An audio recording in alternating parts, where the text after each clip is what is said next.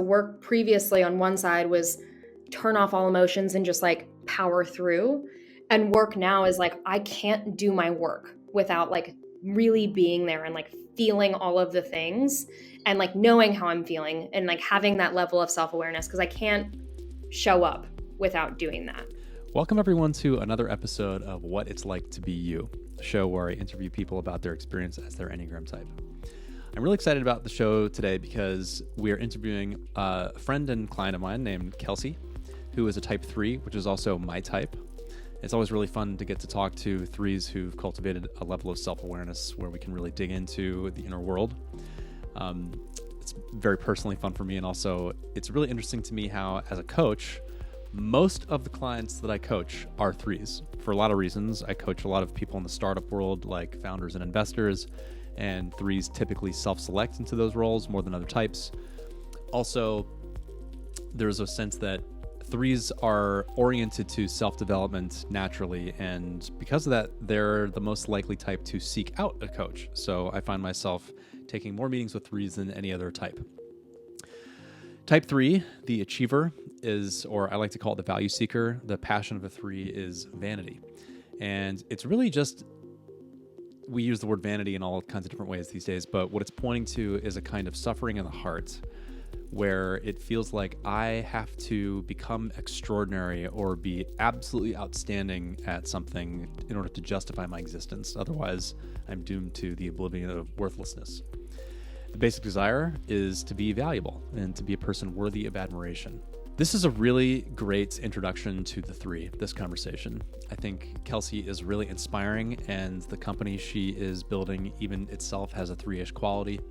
And her journey is really beautiful from the point of view of 3.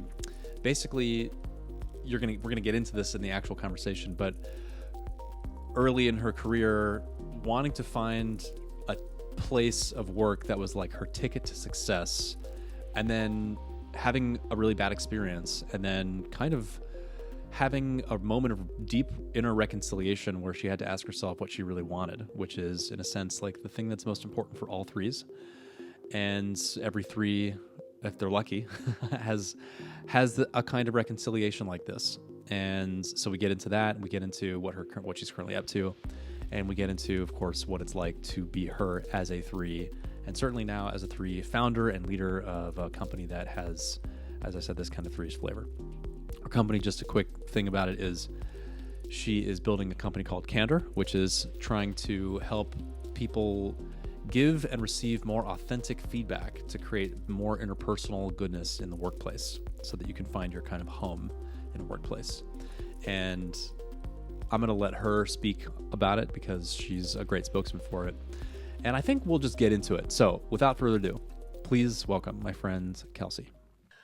Welcome everyone to another interview. I'm very excited to be joined by my friend Kelsey today. Kelsey is the founder of a new company, a new startup called Candor, which we're going to get into in a little bit. She's also currently living in Lisbon and is generally speaking, a world traveler. And she also leads with Enneagram type 3, self-preservation 3. So hi, Kelsey. Thank you for doing this. Hey, Josh. Thanks for having me. So my favorite question to start is, what's it like to be introduced?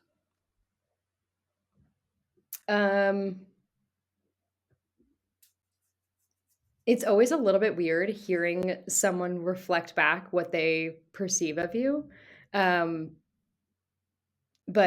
yeah, your introduction feels pretty spot on. But yeah, sometimes can be a little bit awkward. Yeah, one thing that's really interesting is with different Enneagram types, sometimes it's like extremely weird, like a sort of out of body experience. And what I'm curious about from the 3 perspective is that, like, 3, sort of the textbook 3 thing is being identified with what I do in some sense. And so Mm-hmm. I Yeah. wonder if it's more natural for 3s to be introduced like, oh yeah, I've done this stuff, and this is kind of who I am. Oh, absolutely. Yeah. I Yeah. think that's the only way I've gotten introduced in the past is like, this is Kelsey and this is her title. I don't know that most of my introductions get the world traveler Lisbon piece, which is definitely part of me. So I like it. Yeah. Cool. So let's start with will you share with us your Enneagram origin story? Yeah. So when I actually first started working in startups, everyone on the team saw the same coach. Mhm. And this coach was an Enneagram teacher. And so after our first session with him, he had us all take the like free online Enneagram test. Mhm. And my manager at the time was very into the Enneagram as well. He also had seen this coach in the past and was very curious kind of what everybody was. And he was an 8. And so I took it and was a 3 and was like, oh my God, this is spot on. I remember reading it at work. And I think I took the test at like 2 p.m. And by the time I left at 5, I had done nothing besides reading different Enneagram articles about threes and threes matched with 8s and threes matched with 2s, and just really trying to wrap my head around kind of this undiscovered landscape of like Mhm. how I work and all of these things that I just hadn't perceived about really my relationships. So, yeah, had learned about it in the context of work very quickly, had texted all of my friends and family and was like, you need to take this test right now. Wow. And yeah, kind of introduced it to the other spheres of life in that way. How did you know you were a 3? Um, Actually, when I took it, I was going through kind of a stressful time at work. Mhm. And I think a lot of the fixations of the 3 felt very real. Um, in particular, I read the kind of the summary of the 3 and pictured this meeting at work I had like the week before, where I Mhm. was really stressed. I was like under a deadline and definitely not the best meeting of my career. But like I looked up and I was like, hey guys, this meeting is a giant waste of time. I need to get back to work. Okay. And reflecting on that, I was like, oh, right. Got it. Yep, this checks out. So it was basically like, I think where I was at in the life stage, all of the fixations really resonated. And so it was very easy to be like, yeah, cringy, but I do that. Yeah. So let's just follow this theme for a second. This like needs to get back to work, or orientation towards efficiency and things that are wastes of time and things like that. Yeah. Do you have some texture for us about that? Like, um, maybe just what's your inner experience of the desire to work and the desire for to be efficient in work as a prompt? Yeah. Yeah. It almost feels like it's like my my desired mode is to be working. Mm, And if I could, like my desired speed, like what I feel great at, what I feel like I'm just like sprinting in, it's working. And it's always felt like that, even from when I was very young. I just like, I love checking things off a list. I love like finishing a homework assignment, or I love finishing a thing on my to do list now at work, and just like being done and moving on and feeling accomplished. mhm, So it doesn't really matter if it's work stuff. I also get kind of like this fixation or just like need to check it off when it comes to like exercising or even meditating sometimes, mhm, mhm, unfortunately. mhm. But it's like, uh, yeah, it does feel a little bit obsessive sometimes in the unhealthy states, and like in a healthier state, it's just like, wow, I can like get so much done. This is so cool. Mhm. Uh, but yeah, in a lot of cases, I think it also can kind of take me away from things that are uncomfortable in life, and actually just like transport me into this mode that's very comfortable and productive and efficient, and like I love it. And so sometimes if I'm, feeling a lot of emotions or like just going through a hard time, diving into work can kind of be a safe haven too. Yeah, that makes a lot of sense. And also as a 3, I'm relating. But yeah, I think one of the things that I just want to unpack here, particularly, if you're not a 3 or even maybe not an assertive type, then it's sort of like it can be confusing, or like why are 3s doing all this work? Like what are they sort of getting out of it? Why aren't they resting? And Yeah. um what I'm hearing from you is it's almost like a way of self-regulating. It's like if I'm Yes. working, that's what actually makes me feel good. Whereas some types, Yeah. they get really excited about their leisure time, or it's like when they can finish work, it's like, oh, thank God I can unplug for the day. It's almost like the reverse for It's you. the reverse. Yeah. Yeah. Like I feel like I have to, like the things outside of work are like, okay, like I'm going to get up and I'm going to do my silly little walk to the silly little gym and like do my workout for my silly little mental health. But then I get to like go back to my desk and like power through all the shit I get to do today. Like just like, yes.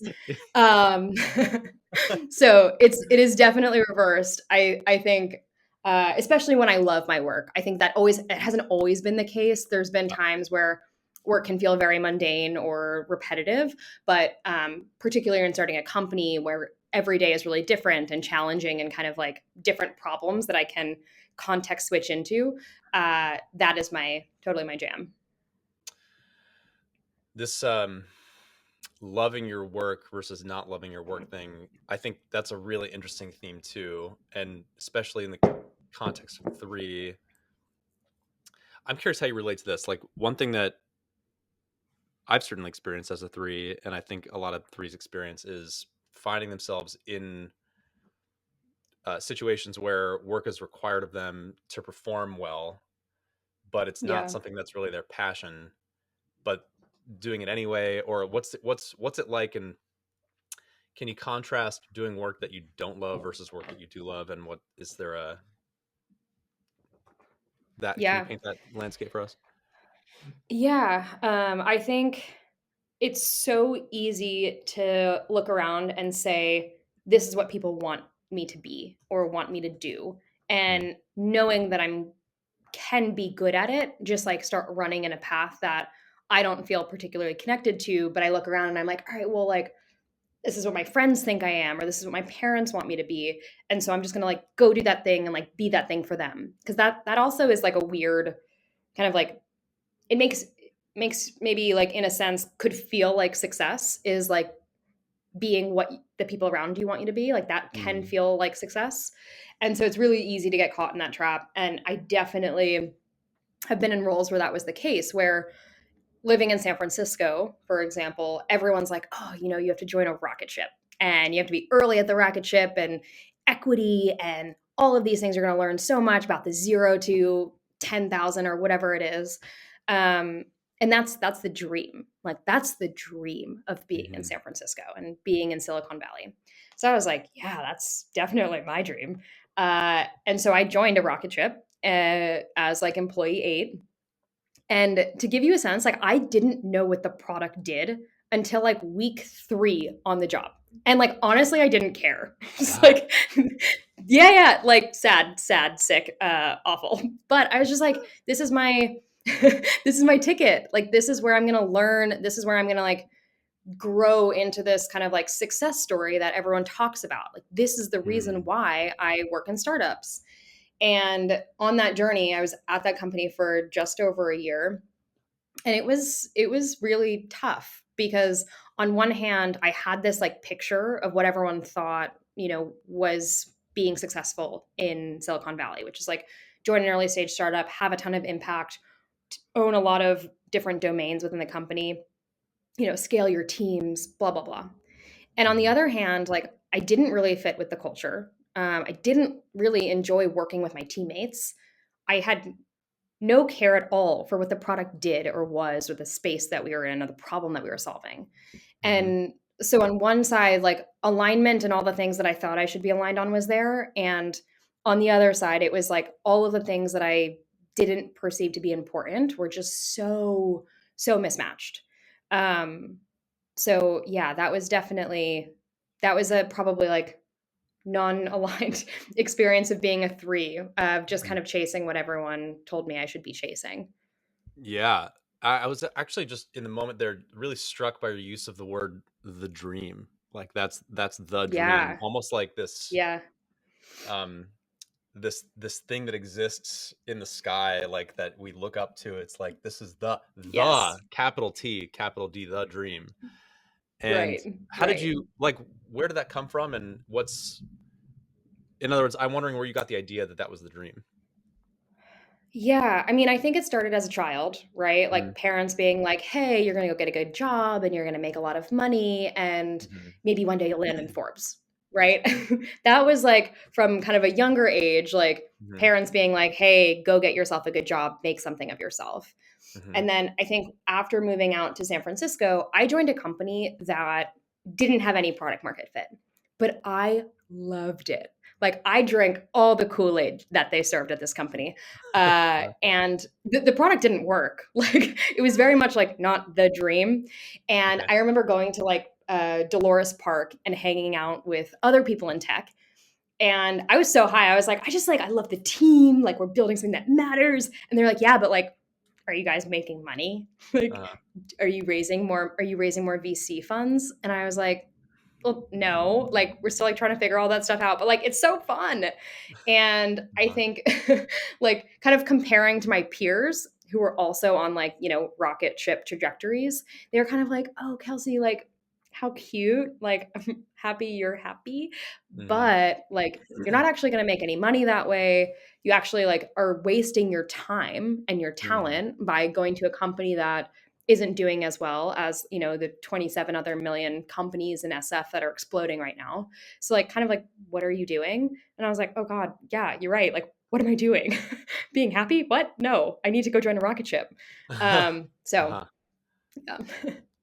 That's a really, really interesting contrast that you just painted too. So this first company, just to like get the landscape, first company was something you loved, but it wasn't going to be successful. You sort of understood that Right. or kind of could tell early on in some way. Yeah.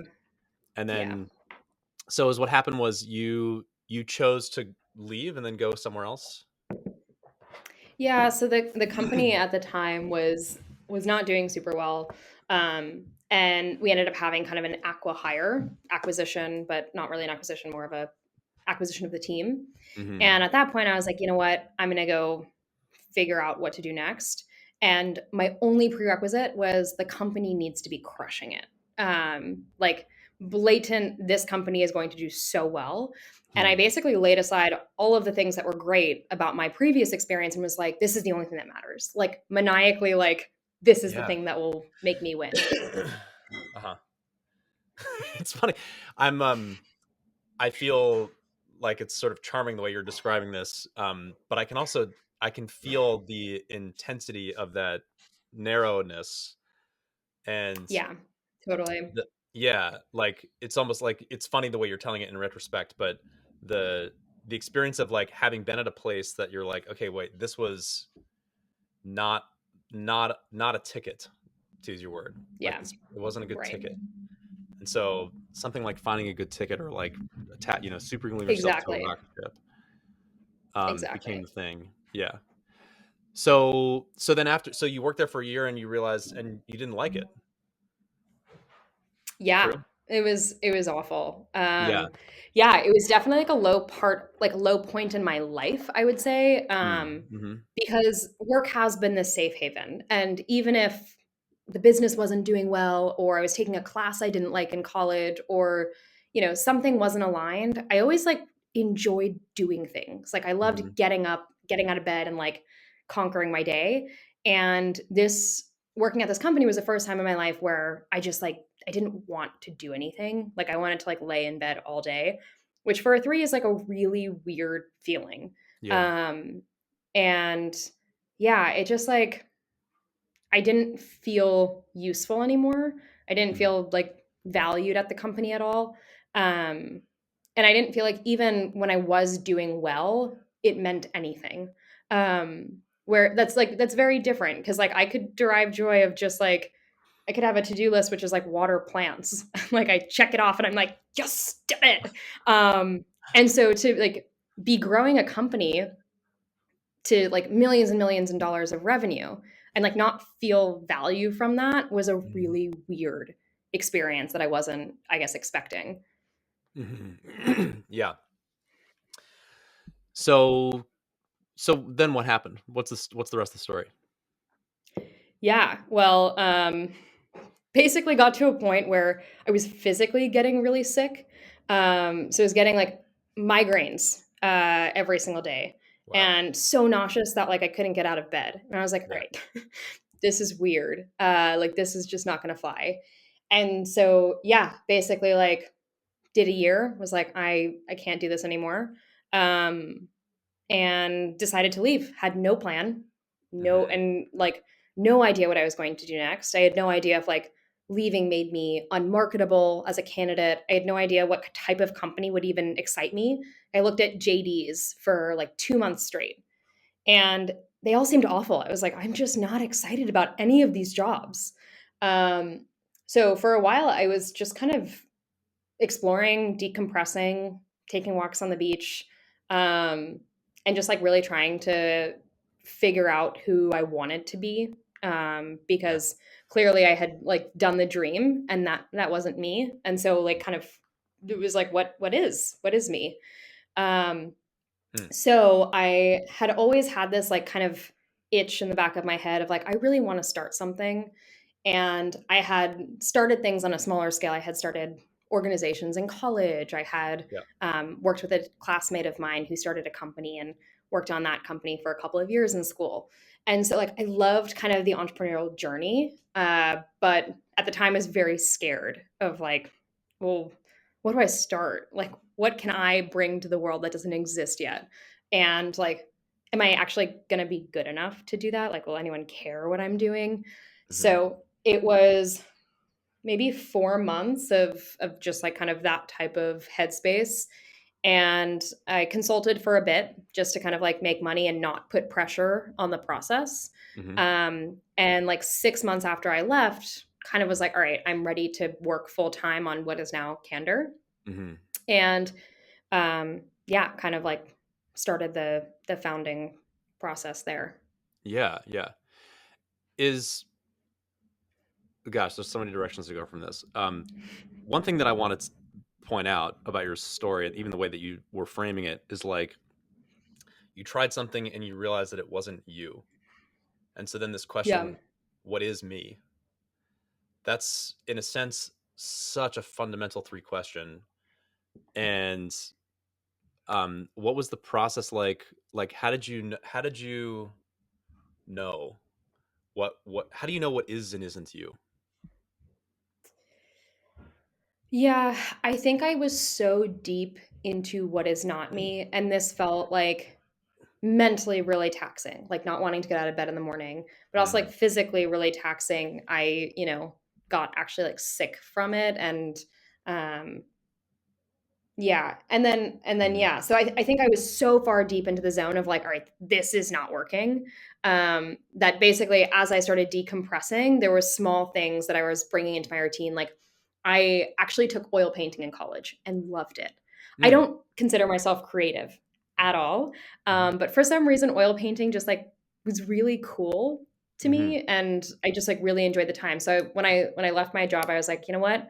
Every single Friday, I'm going to oil paint for 2 hours. mm, And I don't know what I'm going to paint. I'm not going to plan it. I'm just like, every Friday, I'm going to sit down and paint, mhm, which at the time felt really indulgent. And I think that's probably another theme of the three is yeah, doing things that don't feel productive or don't mhm, feel efficient or like, it's not like I was scouring job boards the entire time I was going through this process. It was like, you know what? I know I feel good when I paint and it clears my mind. So I'm going to do a lot of that. mhm, Um, and like 2 hours a week was a lot of that for me. Like sometimes yeah, I would just sit there and be done with my painting, but I'd like spend time just perfecting it because that was my like my 2 hour sprint. So mhm, anyway, it was a lot of like figuring out what made me feel grounded. So painting was one, but like yoga, I really like the ocean, so it was also like spending time by a beach. So yeah, it was definitely not structured in a way that normally maybe my exploration of something would be structured. I'm really struck actually by the kind of the gift that you gave yourself to spend, not to rush into the next thing and to kind of take some time and decompress and reflect and do things like painting and walking on the beach, which is kind of a thing that's like not a lot of threes let themselves have that time. You know what I mean? Yeah. Yeah. I mean, Yeah. initially I was like, all right, I'm going to give myself 6 months. And as I started Mm, going through it, I was like, if I rush into the next thing and I go back to the place that I was at when I was leaving that job, like what what a waste of time that will be, mm, to like mhm. basically settle in because I was rushing my like time off or figuring it out time.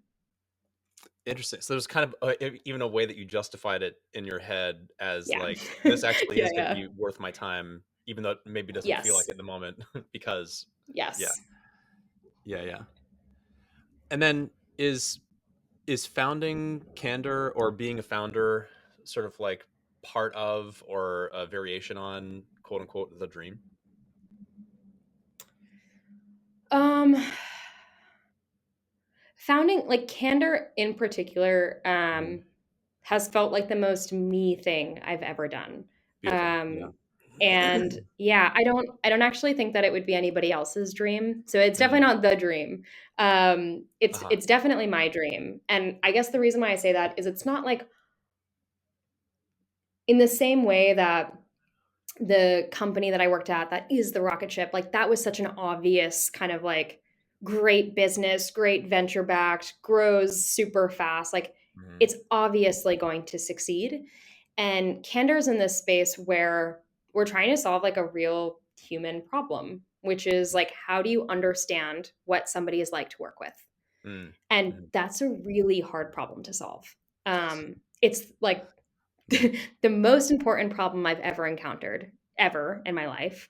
So it's like this is my dream is like if I could help someone else understand themselves, help someone else understand their teammates so that they could have really great relationships at work, like I've won. My like that's my dream. Mm. But it's not like a, you know, slam dunk, definitely gonna happen. Like it's gonna be really freaking hard if we make it happen.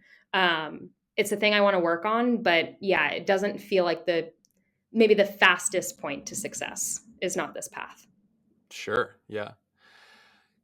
Ki Say more about why it's your dream, and also maybe can you say more about Candor itself, and also just because I know you, the way that it's framed up now in your head, like the whole Nike "just do it" analogy thing, which has a three-ish flavor. Yes. Yeah. Can you give some texture on all that? Yes. Yes. So basically, Candor today is we are trying to help people become more self aware Mhm. by getting them real feedback on what they're like to work with from their Mhm. teammates, on both kind of like what they're great at. So, like their strengths, but also maybe where they're still growing. And like we call those edges. Mhm. So there's like kind of a self awareness piece, which is like you walk through an assessment yourself and you're like, hey, how do I perceive myself? Yeah. And then your teammates also walk through the same assessment and they're like, hey, Kelsey, like this is where I perceive that you're crushing it. Mhm. And this is where I perceive that you might want to spend more time and grow in. So it's kind of a feedback product. It's kind of like a team building product. But I think ultimately the vision is how do we become more authentic on the internet and how do we become more authentic at work? Mm. And Mhm. right now those two things are kind of combining, right? Before it was like I show up at work and I'm like, you know, this box that is Kelsey, and then I go home and I can like take off my shoes and relax and be the real me. And Mhm. that's just not how we work anymore. You know, we're on Zoom all day, we're remote. Um, we're also like seeing kind of the rise of consultants and creators and people who just have more flexible work. And I think naturally work is going to become much more part of life. And so, how do we kind of show who we are at work in a way that's more authentic than what we do today, which is like a LinkedIn, you know, digital resume? It doesn't Mhm. actually show you who you are as a human. Mhm. And that has increasingly become way more important to do. So that's kind of the vision and the kind of like we talked about a little bit about like this Nike example. Mhm. And I get very excited about how we can celebrate kind of like the athletes at work or like kind of the MVPs of the teams because they're just like, it is so cool. I think when you really understand who somebody is, like what makes them tick, what like makes them want to like go all the way and just like be the best version of who they want to be at work. Mhm. That is so cool. And it's like Olympic athlete level of like celebrating somebody. Like when you Mhm. see someone crushing it at work, it is just like, for me, I'm just like, oh, yes. Like, yeah. So there's also just like kind of how Nike celebrates athletes. I think Candor can very much celebrate just like the all stars at work. Mhm. Um, Okay, that's a lot. So first of all, I'm feeling touched by Yeah. your description of this, and in the three-way, it's like, and also as a three, I have this real resonance with the way you're describing, like celebrating and the idea of like someone at work is being thought of as an athlete, like fucking going for it, Yes. like crush it. That these Yes. are very three themes, like, and Yeah. so just pulling out a couple other themes. Authenticity, big three word. It's sort of textbook Enneagram. The virtue of the three is authenticity, being myself. And I love the way that you're framing how just the general structure of work and life as we move to a remote work environment, and also just generally into the future, there's a way of the work life separation is blurring, and there's a Hmm. sense of bringing more of ourselves, and how do we really know who we are, and be that at work. So that's the whole Yeah. thing. And I think also I just want to point out, like, I could the a word like inspiration comes, the sense of like feeling inspired, feeling maybe in like a state of flow, or fulfilling, and surfing on like my potential, Yes. is like, these are my language, not yours, but it's like that's what I was Yeah. kind of getting from Yeah. your word cloud there. Can you say, why is that important to you? Why is that such a big deal? I feel like, and this kind of actually brings us full circle because I've always enjoyed doing things, but there is a special feeling I get when I'm doing something in this realm that like Mm, feels like something I can uniquely bring to the world. mm, And if I were doing anything else, it wouldn't feel like this. And there's just like there is this it just feels like magic, I guess. And mm, so yeah, I just now that I've had even like a taste of it, I don't think I could ever, take a job where this isn't the case. mm, So yeah, it's important because I think I for so long just thought work was like checking things off a list and like feeling accomplished. yeah. Um, but when it's tied to a deeper mission and a deeper passion, it feels like absolute magic. Like work right now, just yeah, it's magic. Oh, that's a big, I love this distinction you're making. So can you paint that polarity? So on the one hand, work is checking things off a list and feeling accomplished. On the other hand, Right. it's what? It's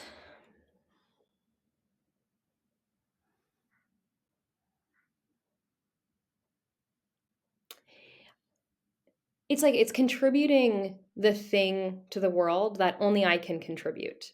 Mhm, Or maybe it's like really showing up in a way where I feel like I'm bringing everything, like all these parts of me, even the parts where I'm like even like emotions are part of it, right? So work previously on one side was turn off all emotions and just like power through. mhm, And work now is like I can't do my work without like really being there and like feeling all of the things and like knowing how I'm feeling and like having that level of self-awareness because I can't show up without doing that. mhm. So, yeah, there's definitely on this other spectrum it's part of like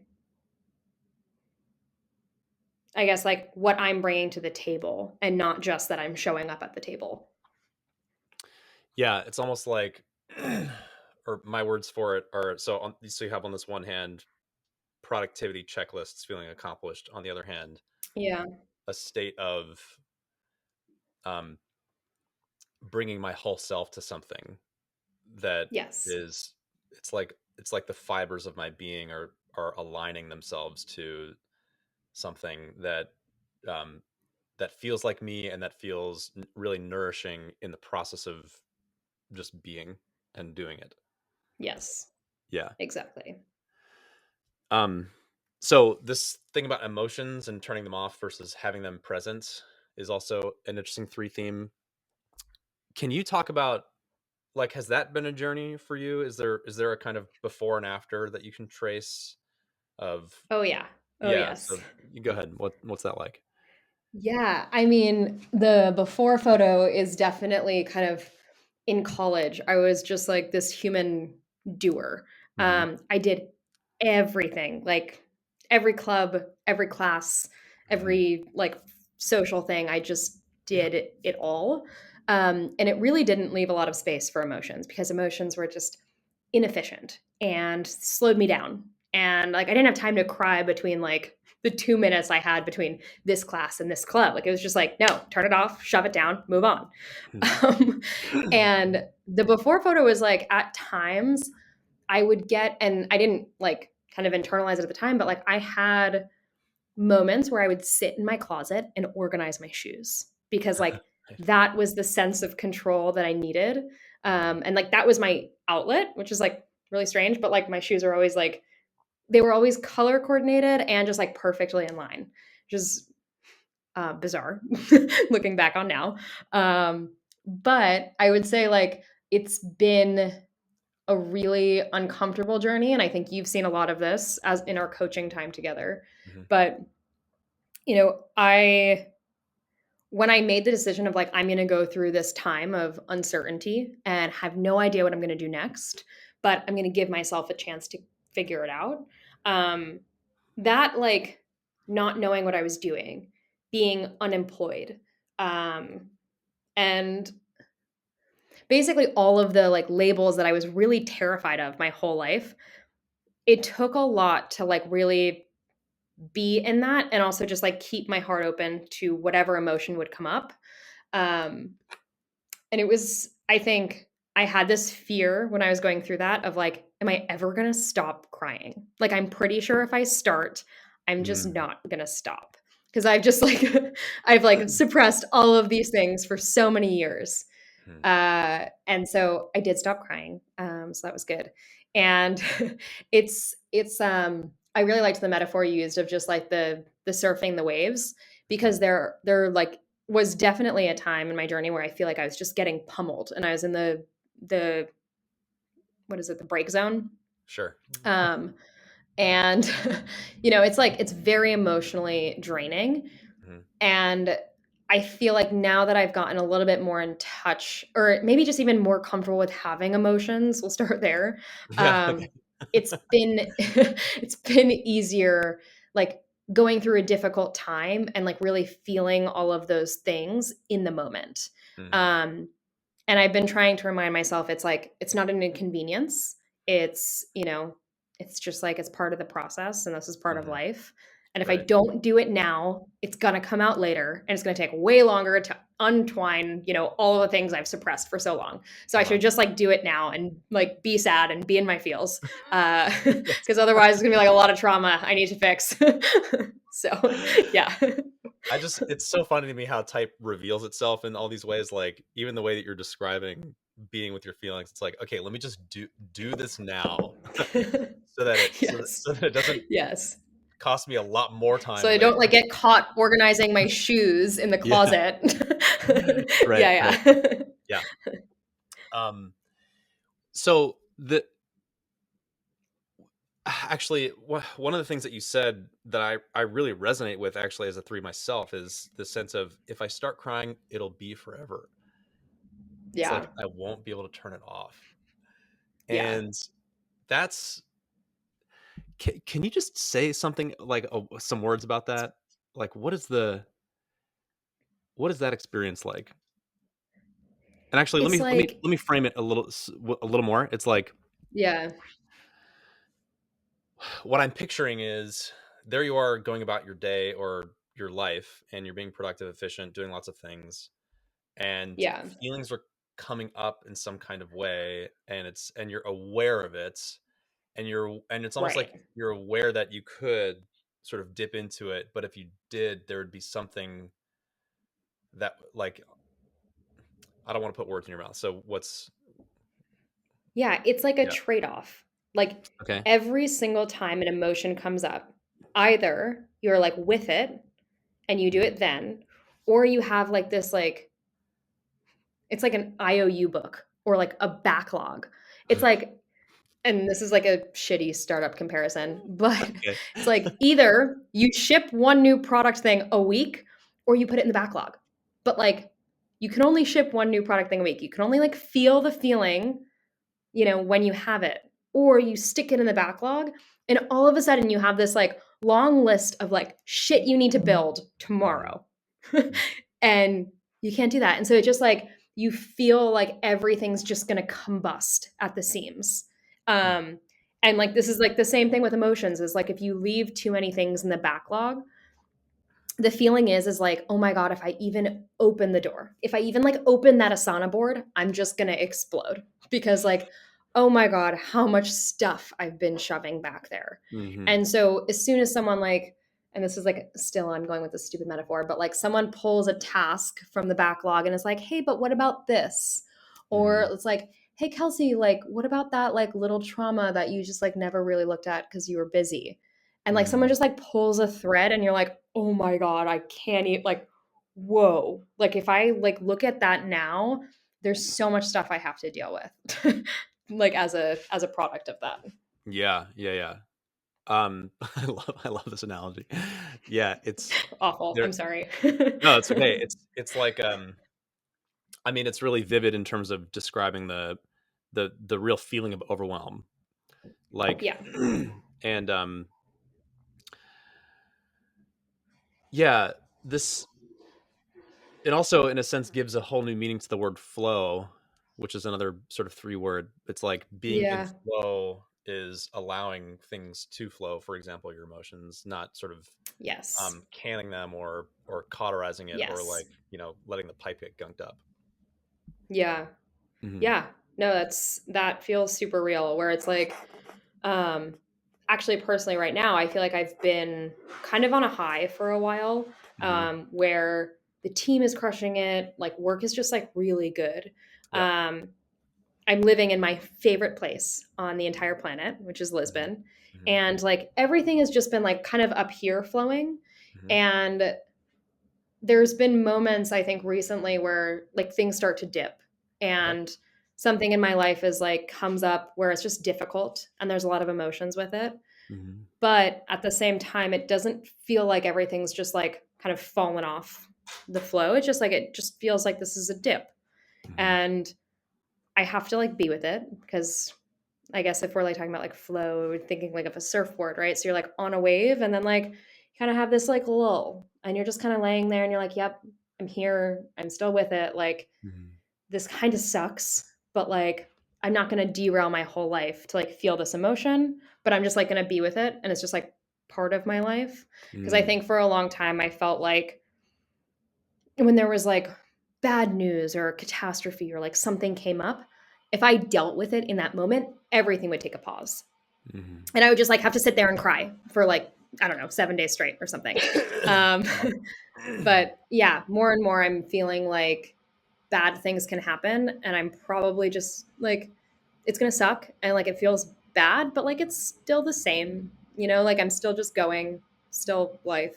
So Yeah. yeah, I don't know if that was, yeah. I'm gonna geek out in an Enneagram way for a second, just because there's an interesting concept here that you're bringing a lot of life to, and that is that, so the idea that we have a relationship with all of our body, heart, and mind, and the Yeah. type 3 has this almost like binary way of being. It's like either I'm in my body mind, which is like my Yeah. mind creates the to-do list, my body goes and executes, but the heart's out of Right. the picture. And if it were to come into the picture, like my emotions, for example, it would utterly overwhelm me Yes. and destroy my entire life.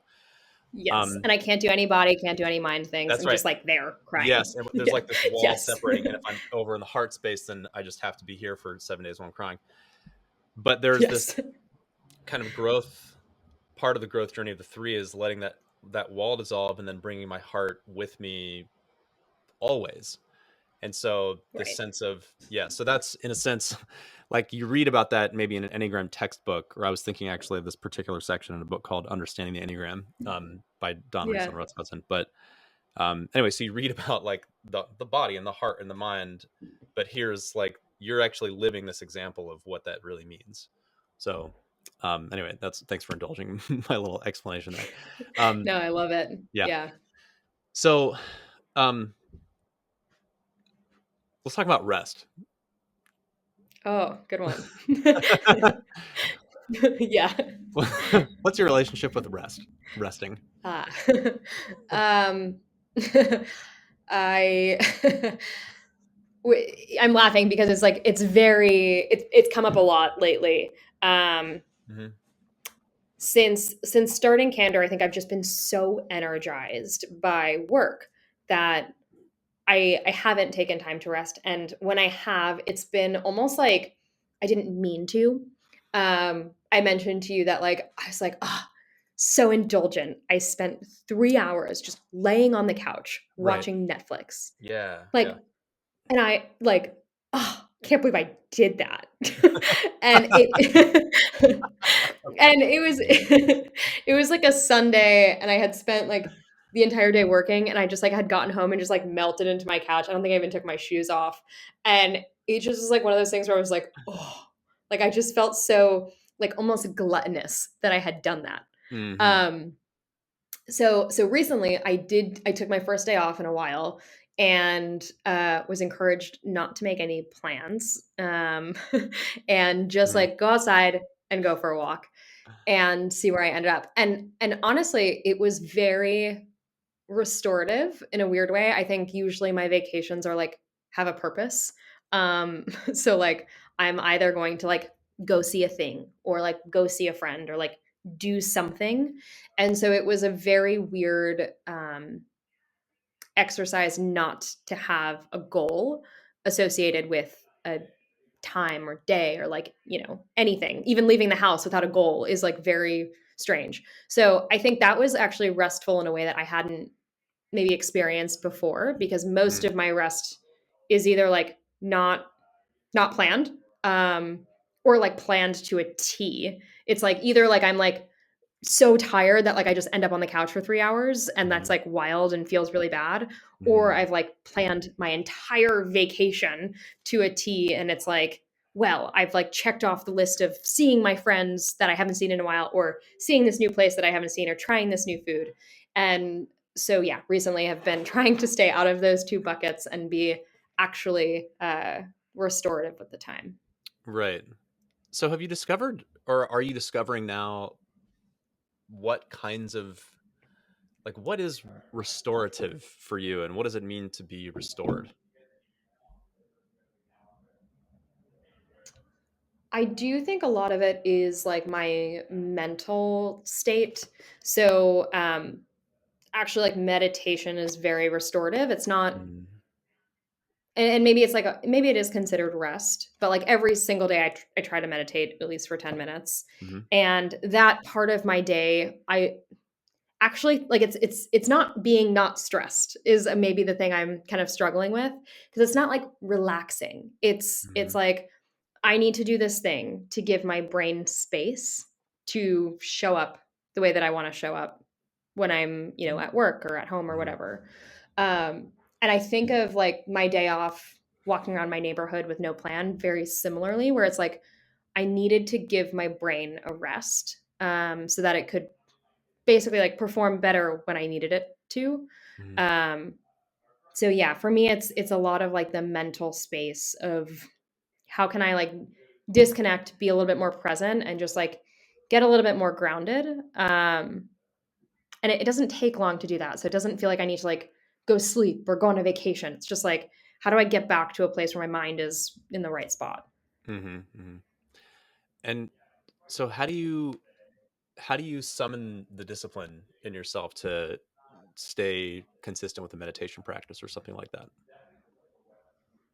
Um, if I'm not being disciplined, then I make it like forced forced fun where it's like okay I've been really bad with meditation and so I now like put it into my schedule so every Mm-hmm. day I go exercise and that's been part of my routine now for a few years and so I kind of layer in meditation with something that I know I'm going to be doing every day Mm-hmm. because I am a routine person so it Mm-hmm. kind of comes more naturally that way than like oh I'm just going to fit it in when I have time because that does not work for me. Yeah, yeah. Um, it's I'm trying to hone in on one particular thing that's I think is really interesting for the three. Is there's a way that each Enneagram type resists doing something like meditation. It's like Yeah. there's some kind of inner excuse that pops up that has a Yeah. flavor for each Enneagram type. Oh, yeah. Yeah. So do you I'm know what I'm too talking about? busy. I don't Yeah, yeah. actually need to do this today. It's a waste of time. Yeah. No. Yes. Hmm. I've told myself all those things. Yeah, yeah. Okay. Yeah. Um, cool. I'm thinking about you as a founder and just I want to kind of explore a little bit of that sandbox and in the context of being a three, like for example, raising money from investors and the the aspect of three that is aware of how I'm coming across to people, the sort of the presentationalism, which is maybe Yeah. actually I'm using that word neutrally. It's almost like there's this way, this is my experience, and I'm curious if you relate to it as a three, is like the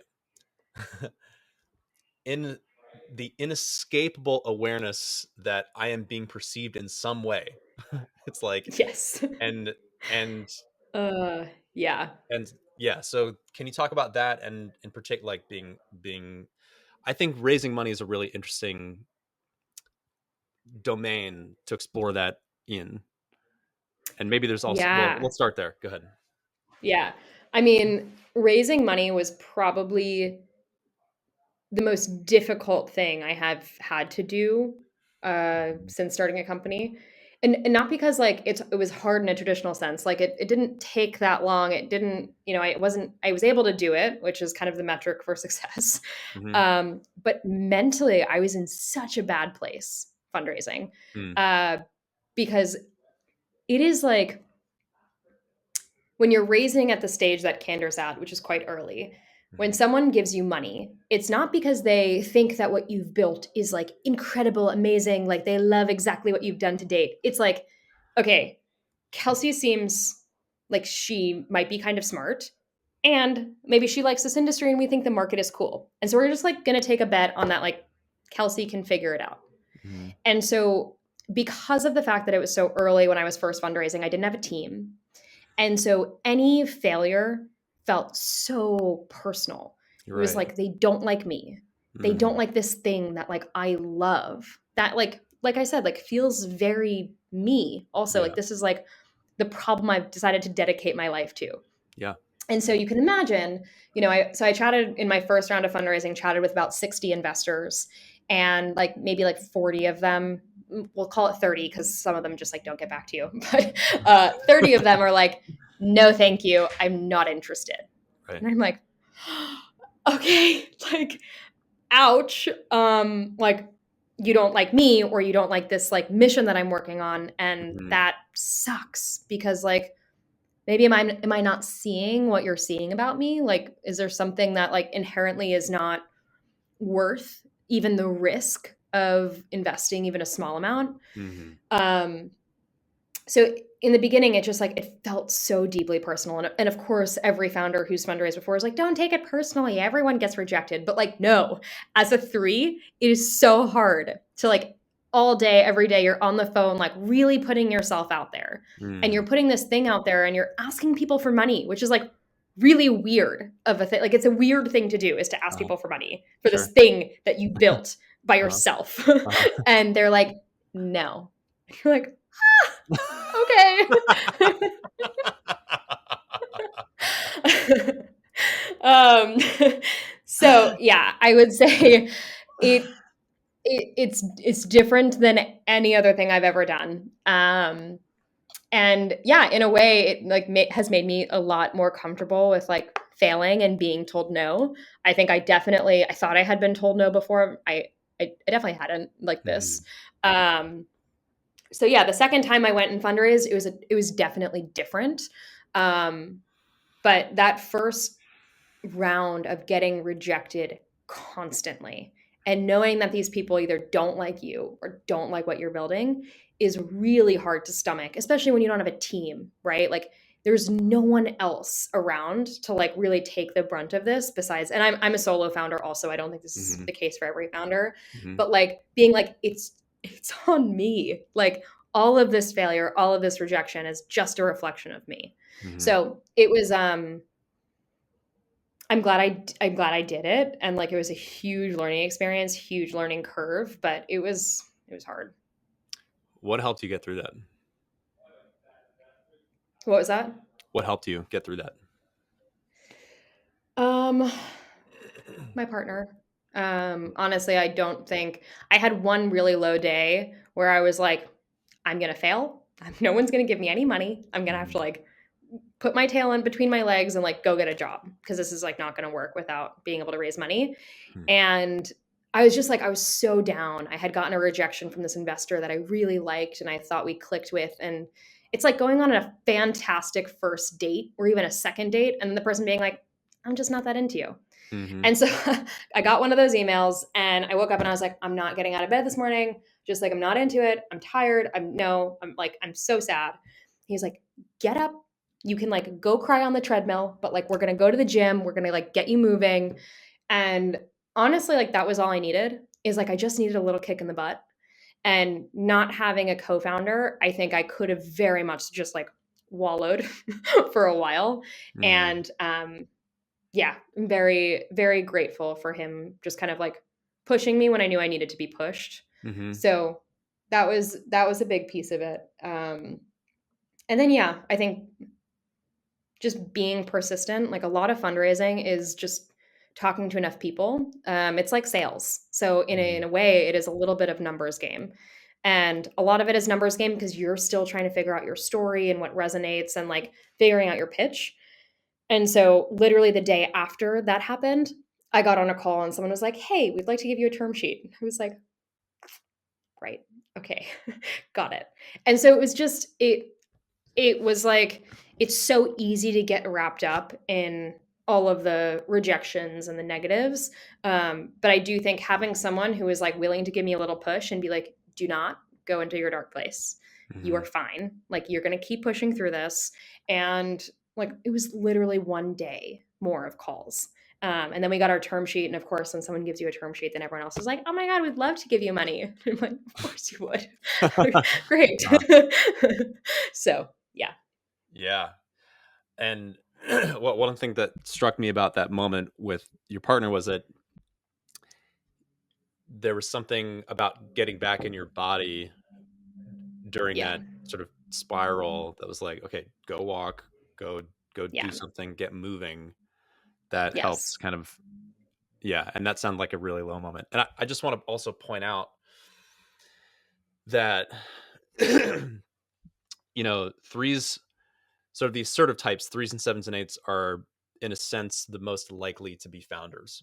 And what I think, one of the things that I think distinguishes threes from sevens and eights is this um,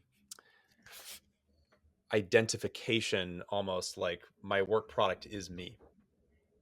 Yeah.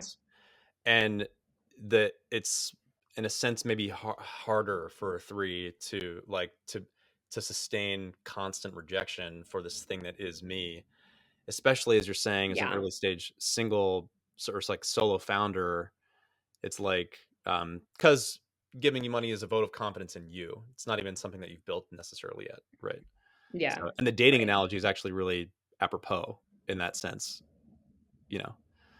Yeah. um anyway, yeah, so that was really vivid. And what about now in your role as CEO and having now built a team?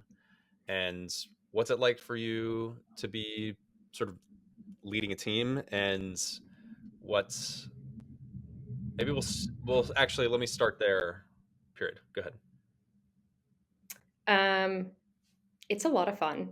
Mm-hmm. I One of my friends said a couple weeks ago, he was like, when you start a company, it's almost like you get to start your own city and you get to make up all the rules, you get to bring in your own citizens, and you get to like contribute something to like the country or whatever that you're in. Mm-hmm. And you get to pick what that thing is.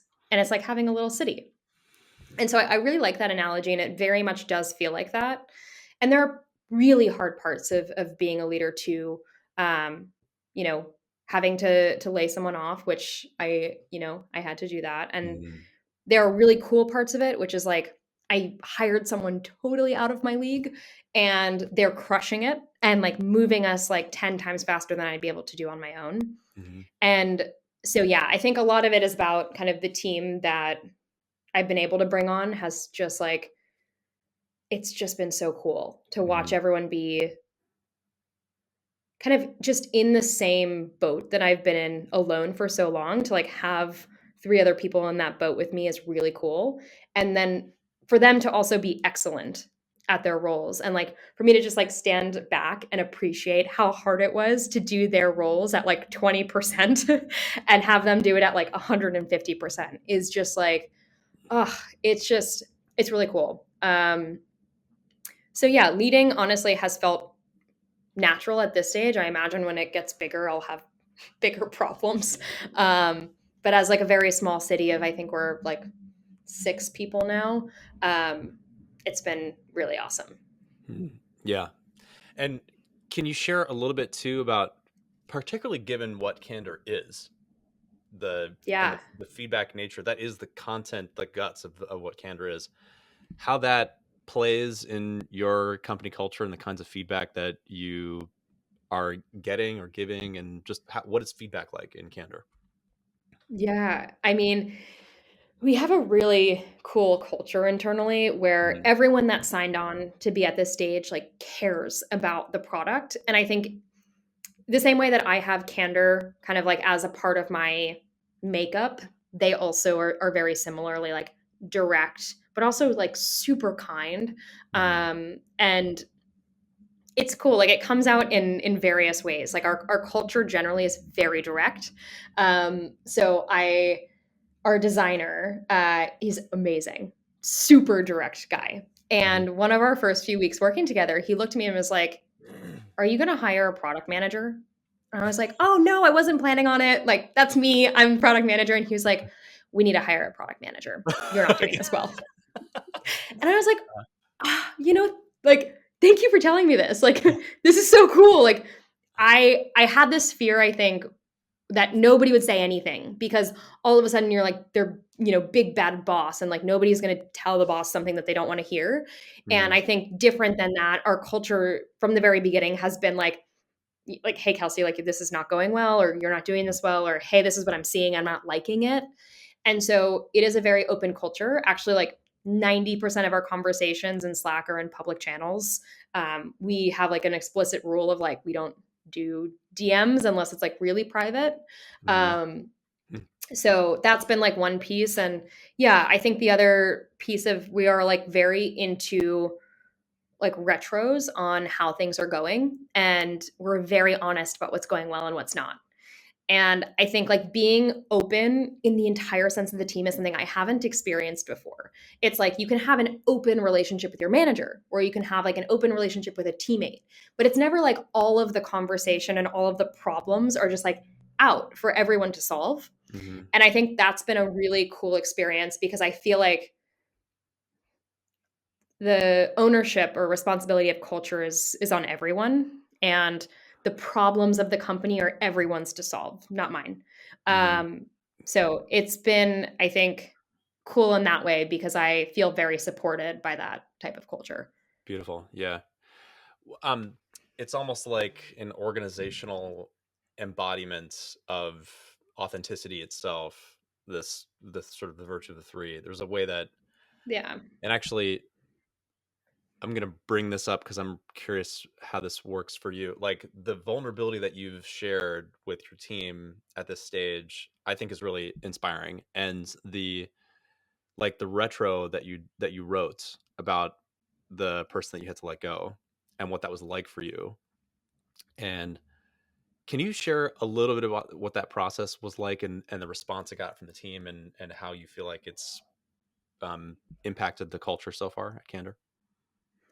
Yeah. So in the very early days of Candor, I was hiring, made a hire about a month and a half in, was like, not sure if this is going to work out. We did kind of Mhm. like a very open feedback process Mhm. and then ultimately didn't work out. Mhm. Around the same time that it wasn't working out, I brought on like two new teammates. One of them was already on the team. And it was a little bit awkward because everyone was like, Mhm. what happened? Mhm. Like, this person was on the team and now they're not, like, Yeah. is my job at stake? Like, Yeah. what do I need to know? Like, what do I need to not do? Because clearly, like, Kelsey's easy to not make happy or something. Mhm.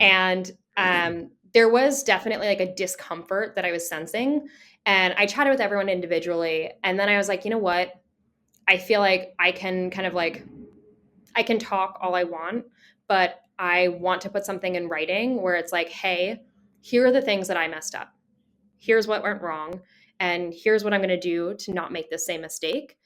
And I told the team about it in like our sprint planning meeting and was like, hey guys, I did a retro just for myself. I'm happy to share it with whoever wants it.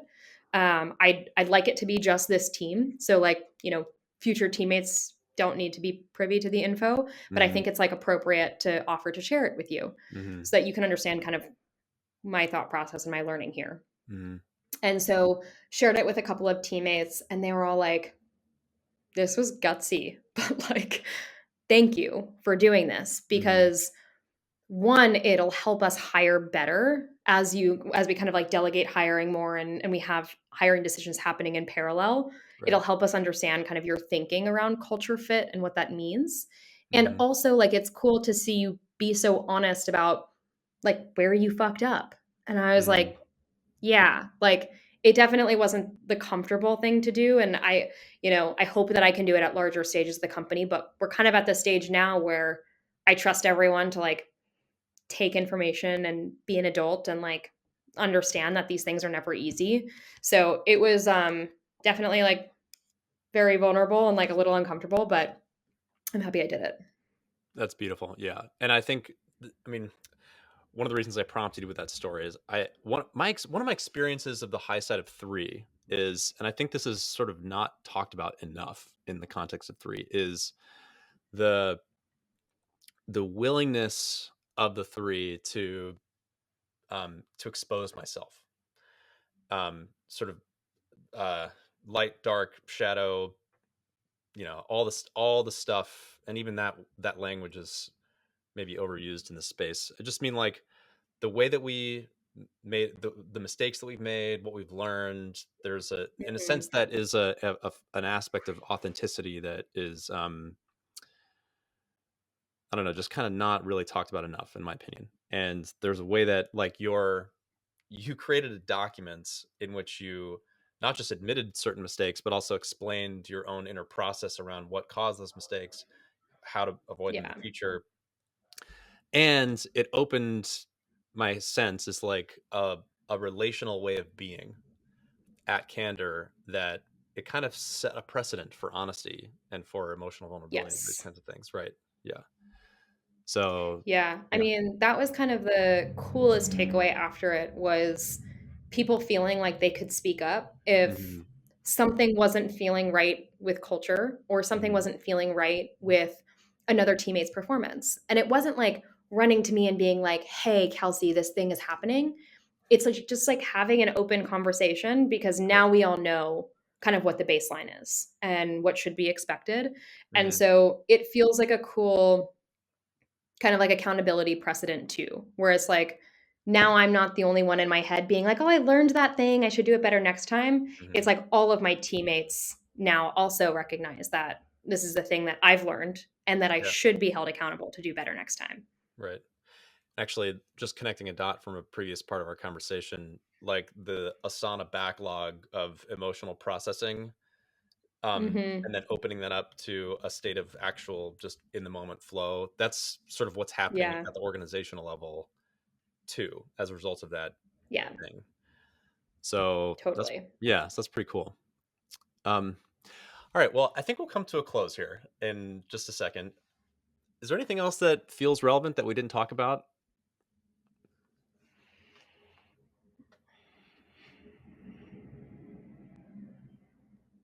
I don't think so. Nothing comes to mind. Okay. What was this like for you? This was fun.